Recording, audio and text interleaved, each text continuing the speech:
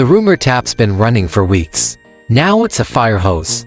If even half the leaks are right, the DJI OSMO Pocket 4 is about to body slam every other pocket camera on the planet again. We've seen the spec sheet, eyeballed the price, and penciled in the launch window.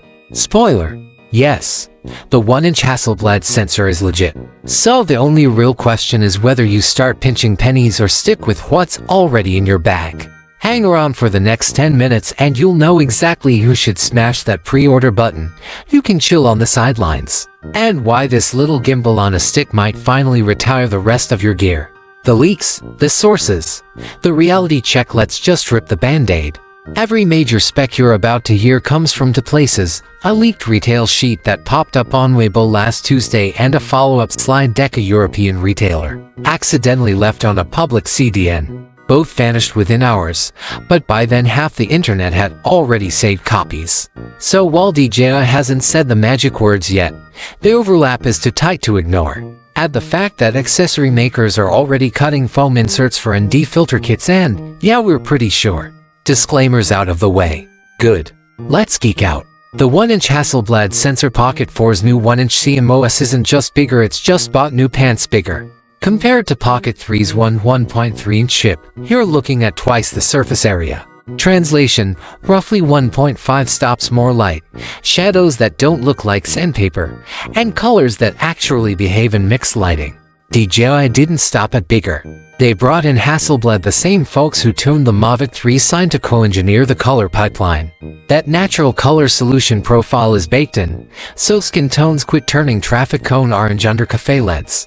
10-bit D-Log M is back too, now with a gentler highlight roll-off so sunrise clouds don't blow out like a nuclear test. Megapixels stay at 12 MP, but each pixel is physically larger. Bigger buckets, less noise. Push ISO 6400 in post and you'll still see fabric in the tablecloth, not a watercolor smear. Pair that with a new f2.0 lens, 20mm full frame equiv, and you've got a rig that can film a candlelit dinner and still resolve the embroidery on the napkins.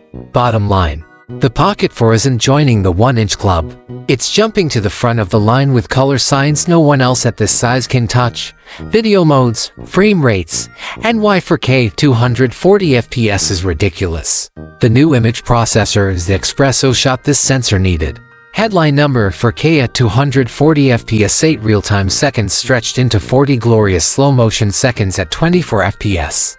Pocket 3 topped out at 4120 FPS, so we're talking double the temporal resolution with zero fake frame voodoo. Need broadcast juice?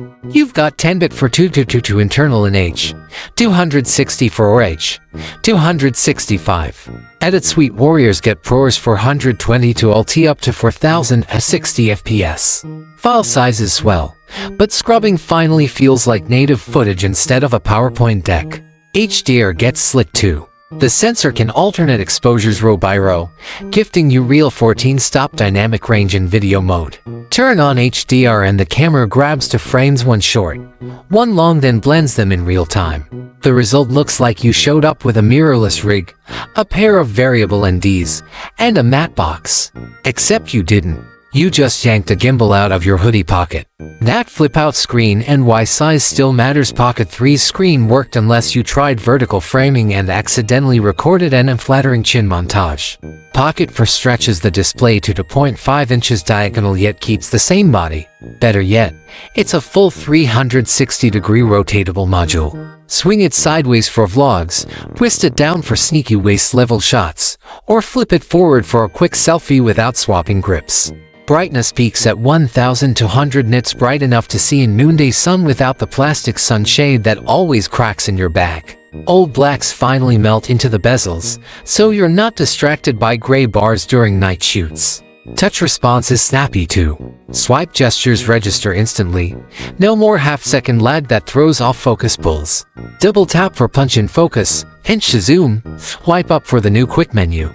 Tiny tweaks, huge difference. autofocus tracking, and the ghost in the machine. DJI crammed active Track 7.0 from the Air 3 into this tiny body. Eye tracking isn't a party trick anymore, it's locked in even when you're silhouetted or rocking sunglasses.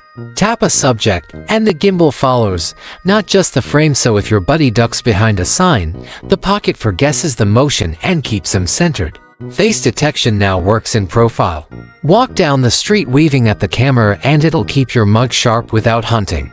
The new processor even re-identifies subjects. Someone crosses the frame and disappears.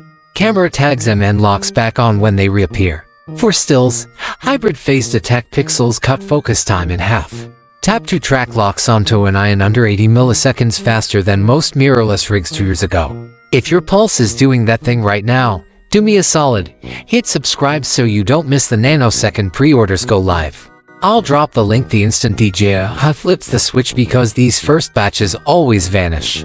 Battery charging and real-world stamina. DJI kept the 1300 mAh cell but eked out 20% more runtime thanks to a thriftier sensor and new motor driver. Expect 140 minutes of 4030 FPS real numbers, not the WIF off-screen dimmed fantasy land. Charging jumps to 30W via USB-C. Plug it into your laptop brick and you'll hit 80% in 20 minutes, 100% in 25. That's faster than most phones and way faster than your drone. Pass-through power is finally real. Hook up a 10,000 mAh power bank and stream for hours.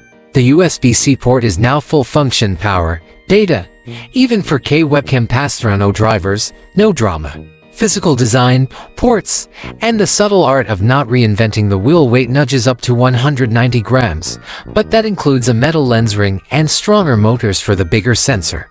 In hand it feels identical, same grippy texture, same twist to lock gimbal guard.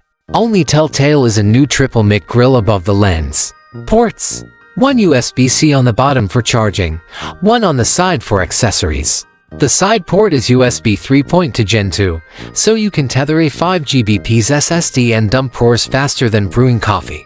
The rumored mini HDMI didn't make the cut. DJI says not enough folks asked and it'd murder the weather sealing.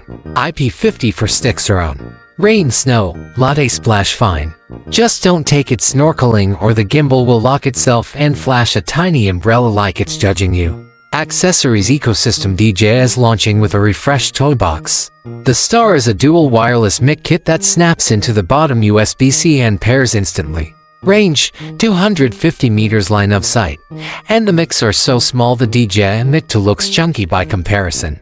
There's also snap-on ND filters. ND for 8, 16, 32 magnetic mount. No more screwing with tiny rings. A wide-angle adapter drops you to 15mm equivalent with zero vignetting at 4060 FPS, and a 1.5 tele nudges you to 30mm without the mushy look of digital zoom. First-time bonus, a mini tripod that folds into a car key fob. Screw it in and the camera auto-levels every time. You'll wonder how you ever shot a sunset time-lapse without it. Price, release date, and how not to get scalped. Rumor mill says $699 for the base kit. That's $150 more than Pocket 3 debuted at. The Creator Combo Camera, Wireless Mix, and D's Mini Tripod hits $799. Ouch? Maybe. But stack it against a 1-inch mirrorless plus a gimbal and you're still saving a couple grand and one sore shoulder. Release timing is murky. DJI historically refreshes every 3 years, which points to late 2026. Yet retailers are already holding SKUs for queue for 2025. My bet, soft launch at IFA Berlin in early September, pre-orders open the same week, ships mid-November to ride holiday wallets. Pro tip, don't feed the scalpers. DJI's own store restocks weekly for the first month. Miss day 1. Set a stock alert. Grab a snack, chill. Who should upgrade? Who should wait? And why? The decision is actually simple if your paycheck depends on image quality. Pro vloggers, run and gun filmmakers, travel creators, this is the upgrade you've been dreaming about. Bigger sensor kills Pocket 3's low light noise. 4K 240 FPS opens shots you used to need an FX6 for. Wireless mix mean one less gadget in the bag. Bought a Pocket 3 last year and mostly film birthdays and dog walks. Skip it. Pocket 3 still rocks for casual duty, and the price drop after launch will make it a steal. Wildcard resale. Used Pocket 3 bodies are already dipping under $300 on MPB. Sell early if you're jumping ship, or ride the hype and flip high.